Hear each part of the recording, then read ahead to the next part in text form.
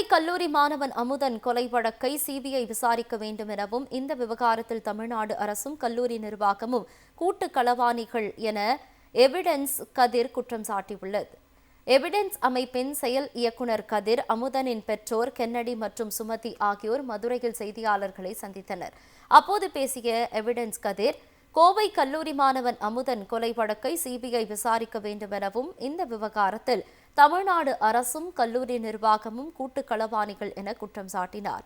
அமுதனின் பெற்றோரிடம் எதிர்க்கட்சித் தலைவர் உதயநிதி தொலைபேசியில் பேசி அமுதனின் கொலை வழக்கை சட்டப்படி எதிர்கொள்வோம் என்று ஆறுதல் கூறியதையும் அவர் சுட்டிக்காட்டினார். தமிழ்நாட்டில் இந்த கும்பல் கலாச்சாரம் அதிகரிச்சிருக்கு, சட்ட ஒழுங்கு சந்திச்சிருக்குது. ஏன் இந்த கொலை நடந்தது அப்படின்னு பார்க்கும்போது இன்னைக்கு இந்த கொலையை திசை திருப்ப பார்க்கிறாங்க. ஸ்டேட்டின் திசை திருப்பது அந்த கல்லூரி நிர்வாகம் திசை திருப்ப பார்க்கிறாங்கன்ற நான் குற்றச்சாட்டு வைக்கிறேன். ஒரு ஸ்பெஷல் இன்வெஸ்டிகேஷன் தேவை, சிபிஐ மாதிரி. சிபிசிஐடி ஸ்டேட் போலீஸ் தானே சார், அட்லீஸ்ட் சிபிஐ தேவைப்படுது.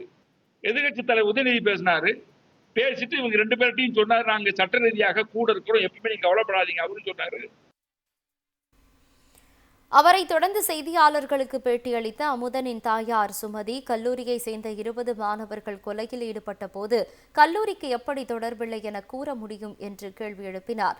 கல்லூரிக்கு கெட்ட பெயர் வரக்கூடாது என்பதற்காக கல்லூரி நிர்வாகம் பொய் கூறுவதாகவும் கண்ணீர் மல்க கூறினார். அவங்க காலேஜ்ல படிக்கிற 20 பசங்க தான் செஞ்சிருக்காங்க. அப்ப எப்படி காலேஜுக்கு சம்பந்தம் இல்லைன்னு சொல்றாங்க? வேற பசங்க வந்து செஞ்சிருந்தா அதை சொல்லலாம். இவன் யார் யார் என்ன பண்றாங்கன்னு சொன்னனால இந்த கஞ்சா விற்பனை செய்யறாங்கன்னு என் பையன் சொல்லி என் பையன் இன்னைக்கு உயிரோட இல்லை. 20 பேர் சேர்ந்து அடிச்சிருக்காங்க. அதுக்காண்டி என்னென்னமோ பொய் பேசுறாங்க. அவன் அதை யூஸ் பண்ணிருப்பான், இதை யூஸ் பண்ணிருப்பான். பொய்யான தகவலை போடாதீங்க. என் பையனுக்கு காலேஜ் சப்போர்ட் பண்ணா என்ன தப்பு? உங்க காலேஜ் பேரு மட்டும்தான் பாக்குறீங்களா? என் புள்ள துடிச்சு செத்துருக்கான்.